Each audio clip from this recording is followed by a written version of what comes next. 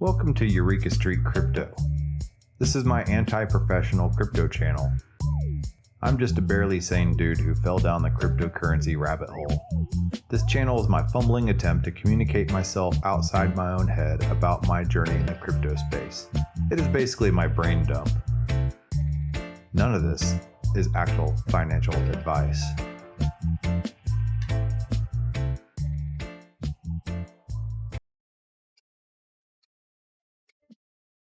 Good morning, everybody. I'm Eureka John, and you're at Eureka Street Crypto. Broadcasting from Leander, Texas. It is 6:10 in the morning on a Sunday. Yeah, man, it's been a little bit since I've been broadcasting because I've been super busy trying to start an entire new chapter in my life. I quit my my factory job at the hose plant, and well, I'm still there kind of 20 hours a week advising somebody because, it's kind of all of a sudden, and I had a lot of responsibility there. So I want to do the right thing and kind of just phase out a little bit and help train a new person to come in. And then I also got a new job working at Compass Mining for helping to produce audiovisual producer for their shows. And one specific show is Breaking Bitcoin with Dennis Porter. You can search that on YouTube. Actually, yeah, I'll try to pull it up here in a little bit. And it's really cool, man. It's like a whole new experience. I get to play with a lot of really expensive toys. It's an ATEM mini switcher, video switcher, 3-camera, multi-camera setup, really amazing mics, a Rodecaster Pro audio mixer. So yeah, it's I just kind of walked in there that first day on the job, or first day to go into the studio, and they're like, here it is. I was like, wow, I've never used any of that stuff before. So but I've been fiddling around with this show enough, and this show is my sandbox. This show has also been my message in a bottle to try to figure out how to do all this stuff and how to gracefully change a career from manufacturing industry to audiovisual production. And hold on one second. Let me just turn down this light. It's blasting me. And anyway, yeah, and that's why I've been doing this show, because I love crypto. I think the crypto market's really entertaining and fun. But two, I love audiovisual technology, and this has been my little sandbox to learn a bunch of stuff and to try to figure some things out. Anyway, so yeah, that's basically what's been going on. And so the show has kind of gone to the wayside a little bit. And, I pledge, once I get, everything up and running and the old job kind of goes away, and I can have my flow at my new job, that I can start doing this daily again, because I had a really good time doing it daily, and I've had some really good guests on. Anyway, so let's go over here to the crypto market, and let me turn this down just a little bit. And I said last time I was on, I was not going to show the crypto markets anymore, because it's not why I'm here. I'm not here for the price. And I'm not here for the price. I'm here for the tech. I literally am here for the tech. And I know that's a meme, but the tech is important. This web3, the decentralized ID space, everything that's happening right now is like, internet 3.0. I live in Austin, or in the suburbs of Austin now, but I mean, I go downtown every day, and right now Consensus has been going on in Austin. And I mean, what Consensus reminds me of right now? Let's go over here to this bookmark on Twitter. Consensus reminds me of South by Southwest back in kind of the earlier days, but it's kind of a little more polished. But it's Consensus has been huge. It's at the convention center, just like South by Southwest is, and has been, and it's kind of like South by Southwest back in like 2007 or so, I would say 2000. Yeah, about 2007. But here they have, surprise, we're opening the doors tonight at Empire ATX to all pass holders. See you there for music by Aluna and Bob Moses Music, sponsored by Audius Project. And that's significant, because Audius Project is Web3 music, and they've built an entire Web3 platform with the audio token and everything like that for artists artists to be able to, in a decentralized way, to connect with their artists, and for artists to be able to contribute tokens, supposedly. I don't know all the details very well. I did do an episode a long time ago on it when it was first starting out, and I have like one of the original OG Audius NFTs that they airdropped to everybody who were involved, who were paying attention back then. But I mean, if you look at here, if you thought Friday night at Consensus 2022 was fire, wait until tonight. Piranhas and Pros stop by Empire ATX for the official closing night party by Audius Project with entertainment by Aluna and Bob Moses Music. I mean, this is totally South by Southwest 2007 in a nutshell. And it's like, I think a lot of these crypto, I don't know if Consensus is going to be here every year. I think it rotates every year, but I feel like, Austin is kind of this hub and this place of activity for all Web3 and Bitcoin and crypto right now, and NFT projects. Texas is very crypto friendly, unlike New York right now, who's trying to ban mining. So I feel like a culture is going to grow here in the same way that I saw South by Southwest grow from way back in the early days. And some people even saw South by Southwest grow from the late 90s, when it just started off as just a few clubs on 6th Street, all participating and playing all, that same night. And then, people could bounce back and forth between the clubs with their pass. When I got into it, that's when they first started doing the new media part of it, and that turned into the interactive festival. And then of course they started bringing in film around that time too, and now it's just this huge blown out thing. And South by Southwest even has their own little building, like skyscraper building, over on 12th Street, I believe.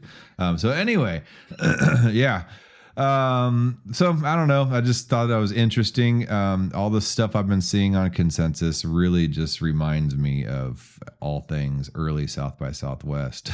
So I don't know. It's crypto, the market so my point is the crypto market may be down right now. Look, Bitcoin's at 27,000, Ethereum's at $1,461. I mean, everything's just totally in the toilet. I open up my Xerion wallet. I try not to open my wallet too much anymore, just because it's kind of depressing. But, the majority of my stuff is in Bitcoin and Ethereum and like Chainlink, and so like really stable, well, relatively speaking, stuff that's probably not going to go anywhere. I don't have stuff in weird Binance tokens and stuff like that. And yeah, I have before. I mean, trust me, I've gotten my ass whooped in the Wonderland project and abracadabra.money and all those things, Olympus DAO, Klima DAO, all that stuff. I got my butt kicked and all that, but it wasn't anything that I had that came out of my savings. I just put stuff in there from money that I had gained from other projects. So that's the thing is people, and this whole Terra Luna thing, this death spiral that Terra Luna went down, and it's completely worthless now. And Do Kwon is pretty much he's the founder of Terra. He's pretty much going to be running from the law. It's like one of the biggest, almost Ponzi scheme collapses. They're investigating it right now. Since Bernie Madoff, now they're trying to say whether or not it was intentional or not. But, Do Kwon has been funneling about $80 million a month prior to the collapse to his little private bank account. And he did this like 3 months in a row, and that $240 million is a, kind of a decent chunk of change. You could retire on a beach for that. So, I wonder if Terra, and then he, brazenly after that collapse, like 2 weeks later, he's coming out and saying, oh, we're going to launch Terra 2.0. Like, seriously, dude, that takes some freaking balls of steel to do that. Like, it's like with a straight face, that wasn't too successful, even though we just crashed people's life savings, people, putting their house up on Hawk to invest in it and get these high yields, in mirror protocol and stuff like that. Oh my God. It was just such a mess. Anyway, I'm glad I never got into Terra. I did do a little video on Terra And I was just like, well, I don't know, at the time I was just like, sounds pretty cool, but, yeah, I don't have anything in it. And I just kind of let it be, and I'm so glad I did, but right now, this is like the beginning of the crypto winter. We are in a bear market. I believe the bear market may have started last May, right after the peak. Oh wait, some people even say like started like, May of 2021, or was that when I think April of 2021 was when crypto and Bitcoin and Ethereum were all like peaking out, and then after that, it's been kind of a slow decline, kind of leveling out. We sideways crab market for a while. And then, just recently in the past like couple months, everything's just like tanked, like in the past month. And so now Bitcoin's down at 27,000, Ethereum's at 1461 from being up to like, at 6,500, 65,000 and, 3,500 respectively. So yeah. I don't know. Interesting stuff. Always something entertaining going on in the crypto space. But like I said, and I point to this consensus and all this stuff being developed. This is the time where builders are going to build, and everybody has their heads down. Everybody right here is mingling and networking and putting their heads together, figuring out new ways to do things. The web is decentralizing. And even Jack Dorsey is sitting there saying that web5 is coming, and for a guy, I saw a meme that said, or some Twitter post or something that said, for somebody who made his several $billion fortune off of selling your data to advertisers, he now seems to be standing up pretty hardcore for Bitcoin and decentralization and the whole Web5 approach. So it's kind of, some people are giving him the side eye. Like, should I really trust you in Web5 after, you made your billions of dollars from selling our personal data, through the Web2 concept? So, but, Web5, all right, he's saying a Bitcoin-based decentralized Web5. Now, this is interesting to me because I'll read a little bit of the article, but, people say, well, what about Web 4? You go Web 3, Web 2. Okay. Web 2 is your Facebook and your Amazon and your Twitter and your YouTube. And I was talking to my wife about this. She didn't really understand what that was. And I go, well, think about it this way. I was like, everything you post up onto Facebook, every post, every picture, everything like that becomes the property of Facebook. You don't own that. And they make money off of that. And they make money off of every word you post, every picture you post. And if you decide to leave Facebook, well, I mean, I guess you can go through that process and download all your stuff, but they have a copy of it, and you can't take it with you. And that stuff can be used all for their profit, for advertising budgets and stuff like that. So you don't own your information, and they are making billions. So if its product is free, you are the product. I mean, that's the whole point of Web 2.0. So Web 1.0 started off as your static web pages. It's just information. And here's my pet store. Here's my skateboard shop. And this is the address. And here's a couple photos. And this is this is what we like to do. And then that's it. It was a one-way thing from the presenter to the audience. You the audience. And then Web 2.0 came in, and they said, well, we have these servers, and we can create these web pages where you can input your information, like your posts, how you feel that day, what you ate for lunch, your pictures of you standing next to the Leaning Tower of Pizza, holding it up. You can upload all that information. In MySpace, that was one of the first ones where you could, create your profiles. So it's another thing I was talking about. I'll get to that in a second, but where you could create your profiles. Well, all that information is stored on the main servers at the corporations, right? And they own all that information, and they make a killing off of that information.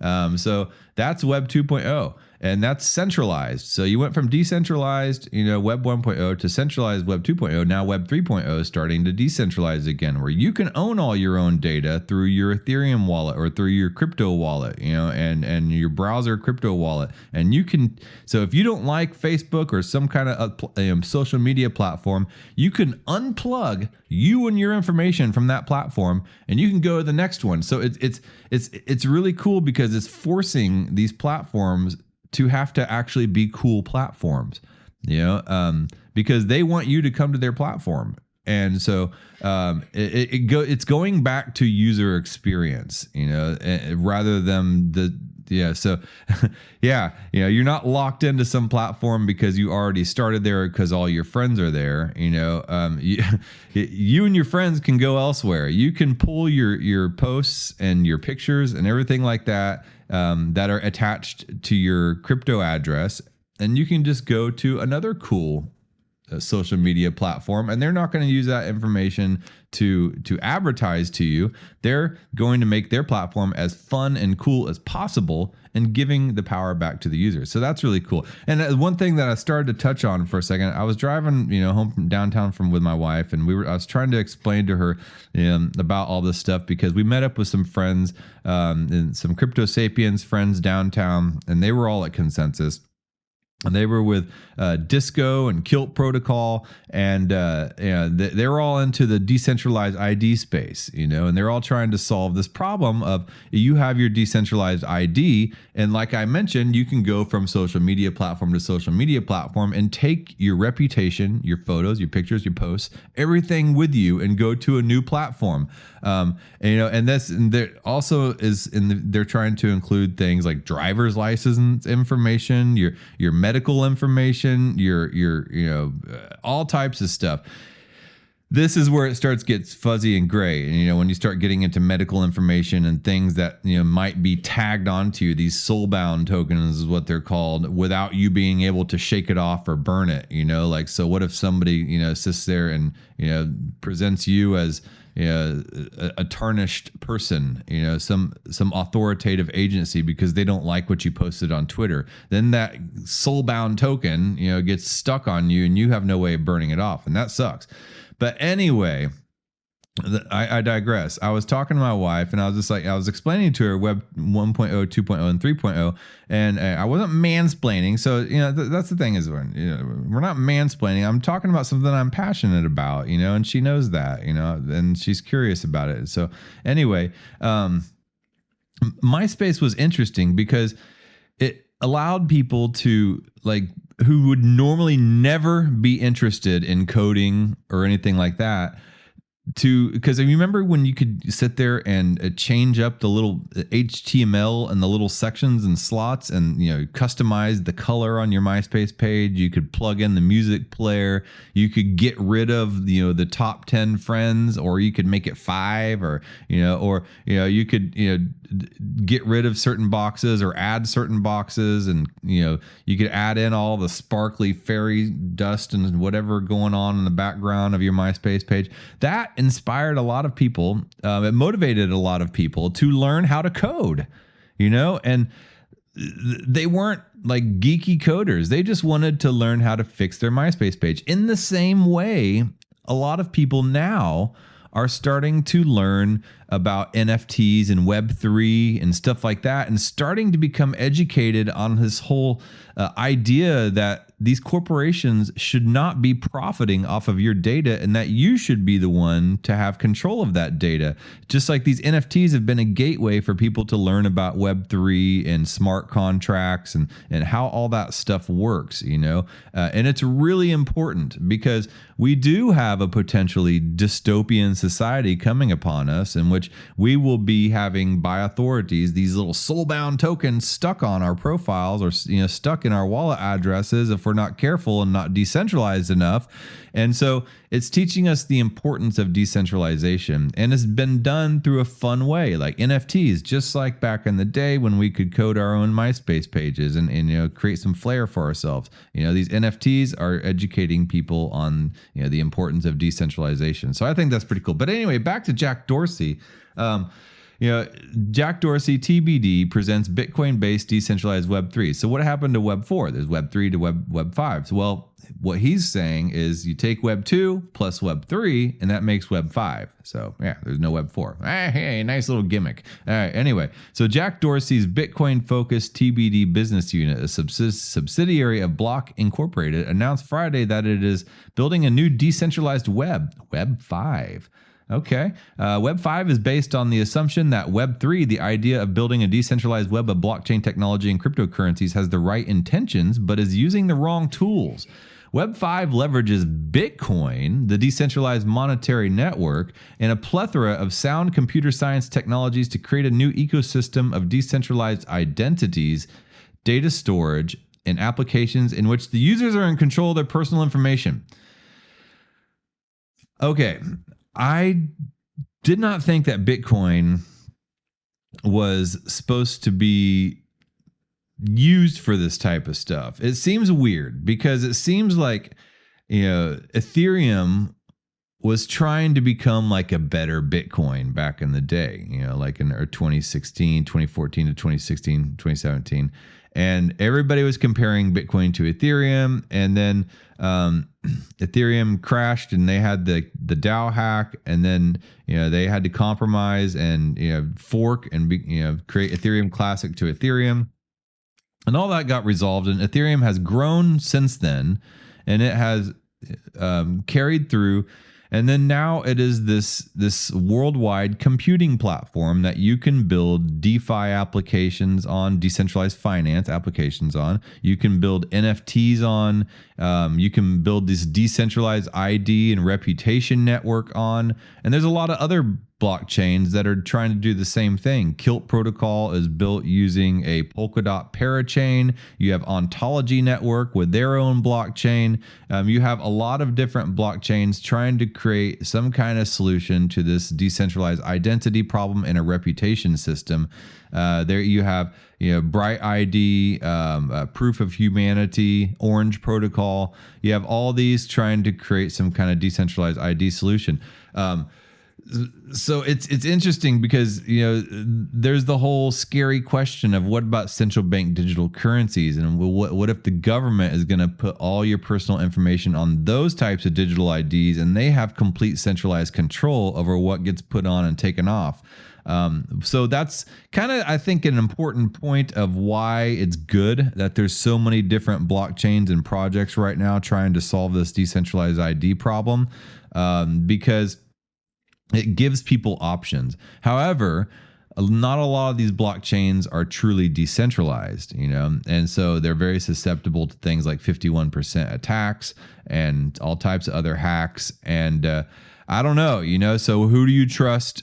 Which blockchain and when somebody presents their decentralized ID to you, as far as their wallet address and the things that are in it, how do you know that that is legit and that this not based on a blockchain that is not decentralized at all?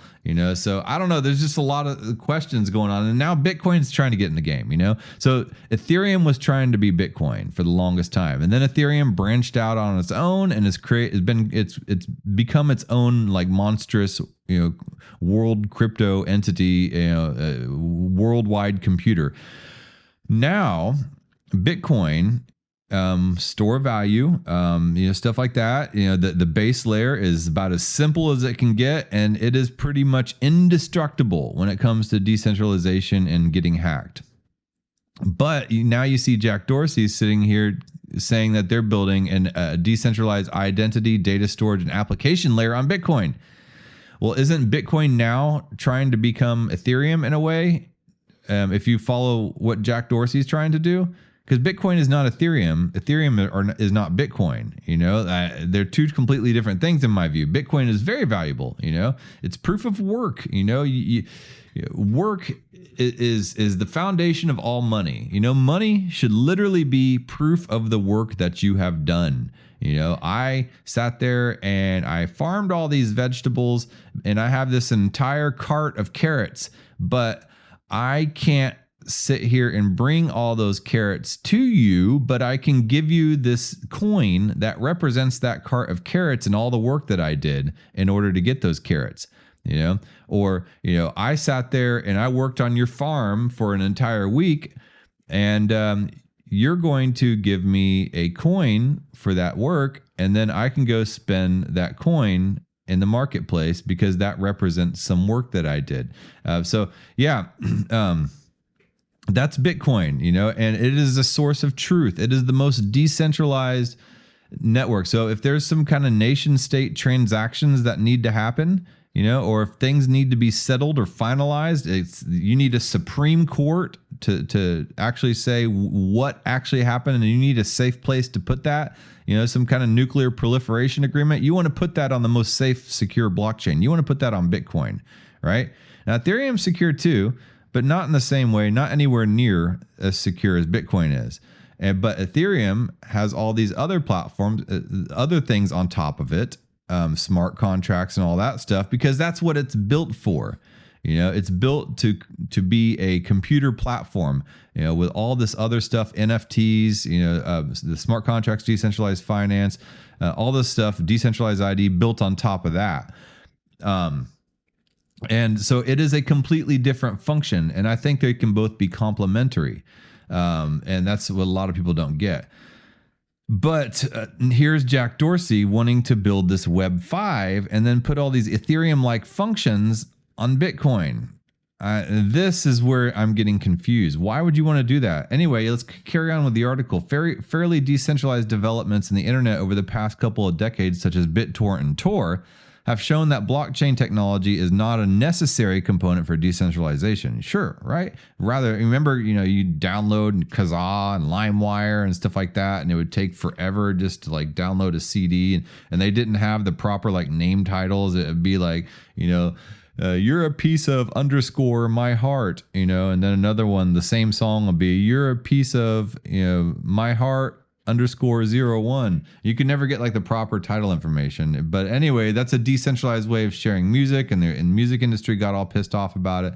So fairly decentralized developments in the internet over the past couple decades, such as BitTorrent and Tor, have shown that blockchain technology is not a necessary component for decentralization. Rather, the blockchain has only proven to be needed for a very specific purpose: mitigate the double spend problem to successfully bring peer-to-peer money to the digital realm with Bitcoin. And the double spend problem is the whole idea that in the digital world, you cannot spend one picture, a JPEG or a token or something like that. When you when you send an email to somebody, a copy of that email is sent to the other person, and you still have the same email on your server, right? Okay. And that is the problem with money. You can't do that. If you want to send money to somebody, you can't send them a copy of your $5 bill, because then now there's $10 in existence, and you have the same $5 bill and somebody else has that $5 bill. And that's the double spend problem.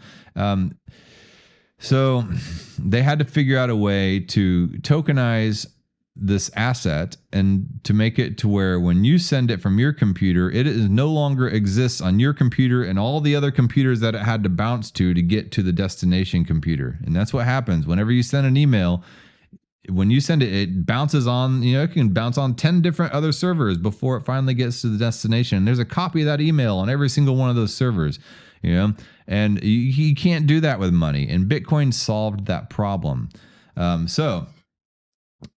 Anyway, that's the difference between just a decentralized network and then what the blockchain adds to it. The blockchain it solves that problem of the double spend and of, making a digital asset, something digital, completely unique to where, you can pass it from one place to another, and that's the one, So anyway, TBD's Web5 is made up of software components and services such as decentralized identifiers, decentralized web nodes, self-sovereign identity service, and a self-sovereign identity software development kit. These components let developers focus on building user experiences while more easily enabling decentralized ID identity and data storage and applications. Web5's DID component leverages ION, an open source and permissionless second layer DID network that runs atop the Bitcoin blockchain. It is based on the deterministic sidetree protocol, which requires no special tokens, trusted validators, or additional consensus mechanisms to function. A DID is essentially a globally unique persistent identifier that doesn't require a centralized registration authority and is often generated and registered cryptographically. It consists of a unique uniform resource identifier string that serves as an ID with an additional public key infrastructure, metadata describing the cryptographic keys and fundamental PKI values, linked to a unique user-controlled self-sovereign identifier in a target system such as the Bitcoin blockchain. ION only allows DIDs to be deactivated by their owners, hence being censorship resistant, and includes registry capabilities to support decentralized package managers in the app stores. And the decentralized network can, in theory, process thousands of DID operations per second. Now, this is interesting because I have a question, like, who authorizes these people to create these IDs, and what information can be put on these IDs? You know, what authority is the one that puts them? Are you the one that puts that information on the ID? You know, I guess when you go to the doctor, do you show them their wallet and then they put their medical information on that? So it's interesting, this whole, the Ethereum world and the whole decentralized ID space, and all this stuff, and the Bitcoin world have not really mixed, and they haven't really had a whole lot in common, and they don't, to be blunt, they don't really like each other. It's kind of weird because I work for a Bitcoin podcast, doing the audiovisual production. And I'm also doing work for Crypto Sapiens and Bankless DAO, which are focused. Crypto Sapiens is pretty heavily focused on the decentralized ID space. Bankless DAO is focused on the Web3 and the Ethereum space and the DAO space.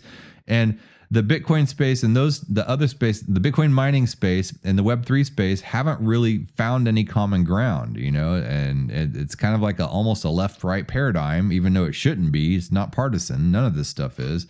But here they converge. This whole Web 5 and Web3 space.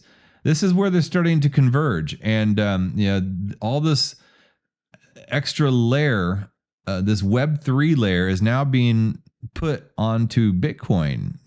And is that even Bitcoin anymore? This is. Yeah, I don't know. I mean, I'm running out of time, but there's just so much I could go into, and I just wanted to just kind of just like look here. This is self-service, identity service, decentralized ID, credentials, exchange, schemas, messaging, shared components, all this stuff. This is like Web3 decentralized ID stuff. Ocean Protocol has been working on this. This is big data. You have, AI, Fetch Protocol, Ocean Protocol, the Graph, all these Web3 decentralized big data protocols that are now being apparently going to be put on Bitcoin, or that Jack Dorsey wants to. So, and here's an entire SDK, a software development kit is what SDK stands for. And that's just basically a set of tools and code packages that developers can use to put together like Legos and build something. And he wants to build an entirely new decentralized identity network on top of the Bitcoin blockchain, which is basically up until now just been used for transactions, store of value, and stuff like that. And there have been some attempts, to put smart contracts on Bitcoin, and they've done it successfully. I mean, NFTs were on Bitcoin before they were on Ethereum, with counterparty and stuff like that. Colored coins had smart contracts on them, Mastercoin, so Bitcoin goes way back, but that's really not what Bitcoin was made for. Satoshi Nakamoto, and his original white paper, that's 9 pages long, was talking about a peer-to-peer electronic transaction system, and that's it. So yeah, I don't know. Bitcoin is simple, and do you think it should stay simple, or do you think they should start adding this stuff on there? What do you think about Lightning Network as well? Like that lightning fast payment mechanism back and forth to each other. Should Bitcoin be used for day-to-day transactions, or should it only be used for these large Supreme Court style, super, truth type of agreements, and then let everything else be done on things like Lightning Network? I don't know. All right, man. Well, that's about it. I have a lot more stuff I could cover because I've been kind of out of touch, out of the loop. And I have all these other articles pinned up here, but I'll have to get to those on another day. I hope you have a good day. I gotta get on to some other stuff, man. I'm happy to be. Well, shoot. Hold on 1 second. All right. I'm happy to be, streaming again. I'm happy to be doing another episode. I miss doing this. I love doing this, and I don't want to get away from doing this at all. I will keep them coming, and once I get and learn the ropes of my new job, I will, get right back into hopefully at least doing them several times a week. Maybe not every day, but all right. Give me a thumbs up. I'm at 980 subscribers. Let's try to get this to 1,000. I don't know why 1,000 is just this magic number on YouTube to where I can maybe start monetizing. Maybe I could get like $15 a month. I don't know. Yeah. I don't know. It's just would be kind of cool just to hit that 1,000 subscriber mark. And So, and if you're on Spotify or Apple or whatever you're listening to me on, just give the little 5-star thing. If anything, it just keeps me going during this bear market. I'm not making any money from this. I'm losing money from doing this this podcast. I'm paying the platforms and services.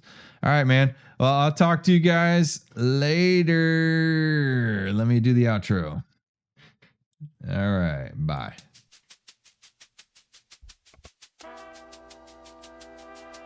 Thank you for making it to the end of this program. If you actually like this content, give a thumbs up. And if you want to hear more, just hit the subscribe button. I'm available on YouTube, Odyssey, and BitChute, and on all the major podcasting platforms in audio version. Spotify specifically. If you would like to follow and leave a review, that would help a lot. I am also available on Twitter at EurekaJohn1. That's EUREKA John, JOHN, and the number 1. My DMs are always open. Feel free to shoot me a message. Thanks again.